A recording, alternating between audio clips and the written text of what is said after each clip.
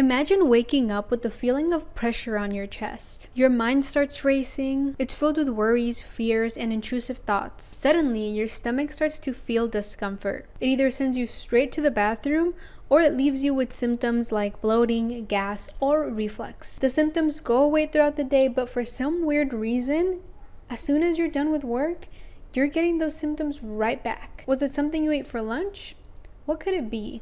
My name is Jen and I'm a holistic nutritionist that focuses on easing symptoms from gastritis, reflux, and GERD. This is all done through lifestyle habits and food. In this video, I want to introduce you to the connection between gut health and mental health and 3 self-regulation exercises that you can do right now that can calm your nervous system. Okay, so anxiety affects 19.3 million people in America. No, I'm not saying that everyone who has anxiety also has stomach issues, but there's a clear connection. Now, all of my opinions in this video are coming from personal experience. I am not a licensed or I'm not a physician. I'm not in the healthcare industry in that type of way. And I wanted to say that this is all from personal experience and what's worked for me in the past and the research that I've done. Because I too suffered with a lot of reflux and a lot of gastritis symptoms. It was so interesting to me because I found out that a lot of my gut issues actually were stress induced. And this took me a very long time to even accept the fact that my feelings or my symptoms can actually be stress induced,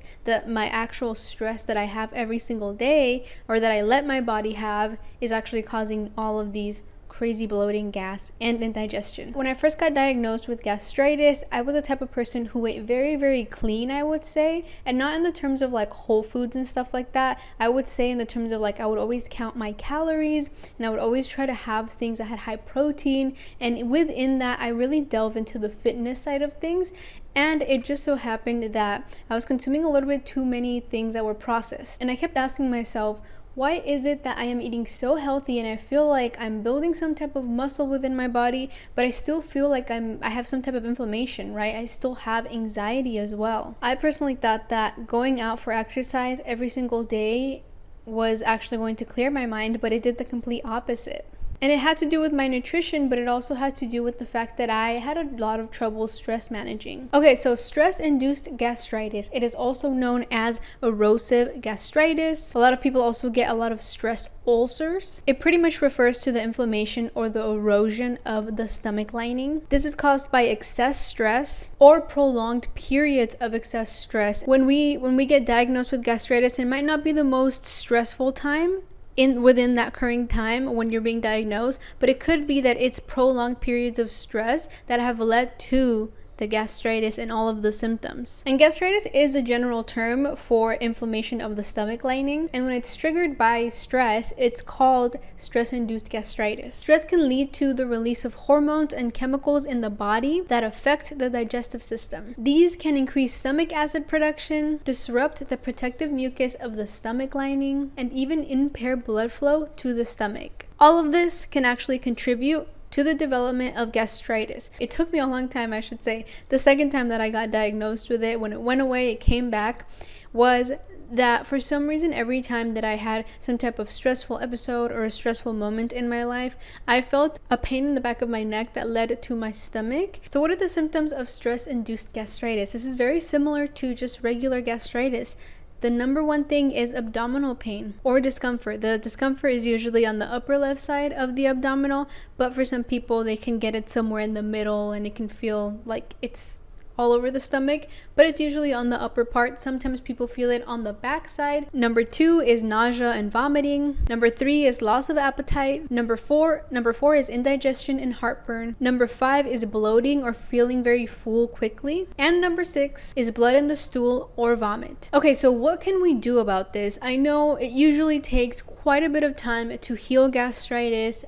In this case, if it's stress induced, you really have to pay attention and prioritize your mental health and stress management. So for a lot of people, treatment may include stress relieving techniques, lifestyle changes, and dietary modifications. With all of that said, I want to introduce you to 3 different self-regulation exercises that can help calm down your nervous system. Number 1 is the valslava maneuver.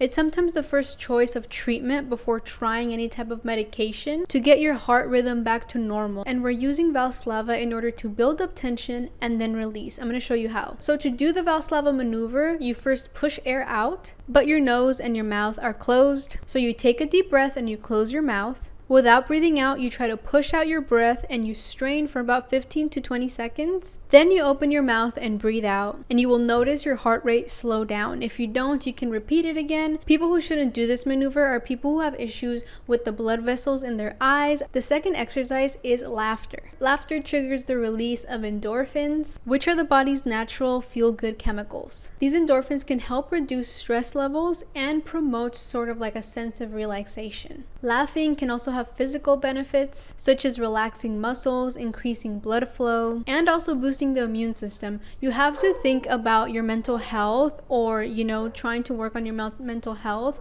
as also increasing the blood flow in your body. That's why for a lot of people, going out for walks is really helpful, because it gets everything moving and it gets you out of that crowded space that causes you to overthink. Laughter can also provide sort of a distraction from your worries, and a lot of times it can actually help you shift perspective. Before I move on to the next part, I want to make sure I let you guys know that I have my upcoming, or actually it's already out. It's my nutrition services. I'm taking in a couple clients at a time and I'm working with them, and there are different packages that you can look at. I'm going to put them right here on the screen so that you could see them. One of my most basic ones is just a meal plan that's just $25. It's personalized, so you don't have to go out of your way creating these recipes that you've never even seen before. It usually has to do with food you normally eat on an everyday basis, maybe switched around an ingredient or two, but it's never ingredients that like you can't find at your local grocery store. Then we have our $50 a month service right now, and it's probably one of the most popular ones that I've seen among my clients. We have one-on-one meetings twice a month, and then at the same time you get the 30-day meal plan,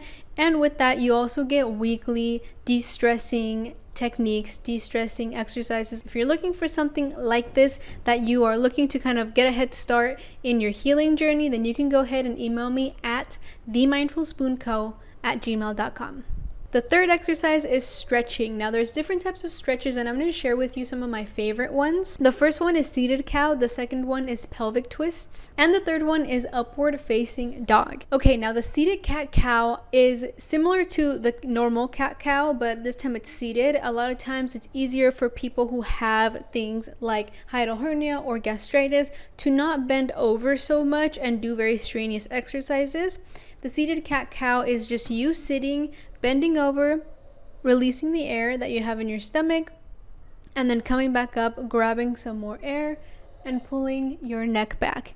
And that can be really relieving to the constant feeling that you have something in your stomach and the constant feeling of like having something in your throat, right? However, if you think you can do the normal cat cow where it's like in all fours and then you can do the stretches with the breathing, go for it. There's also a ton of videos out there, especially on YouTube, on acid reflux exercises, like things that you can do when it comes to yoga or stretching that are very helpful. The second one is pelvic twists. Now this is probably like one of my favorite ones as well. I mean, all of these are my favorite ones, but pelvic twist is like so easy for me, and I do it the most often, I would say. So this one I do when I'm laying down in bed. As I'm about to go to bed, I could like to stretch out a little bit since I'm hunched over on my computer all day, like trying to answer emails and stuff. So pelvic twists, I usually lay back down on the bed, and then I put one leg over and I try to stretch my back. And this is really helpful, especially because, like I said, a lot of times we are very sedentary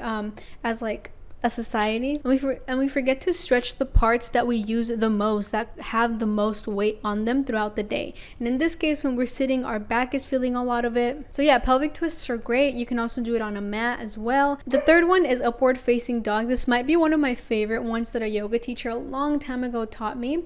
And pretty much it's just you laying down on your stomach and then pushing yourself with your arms halfway up.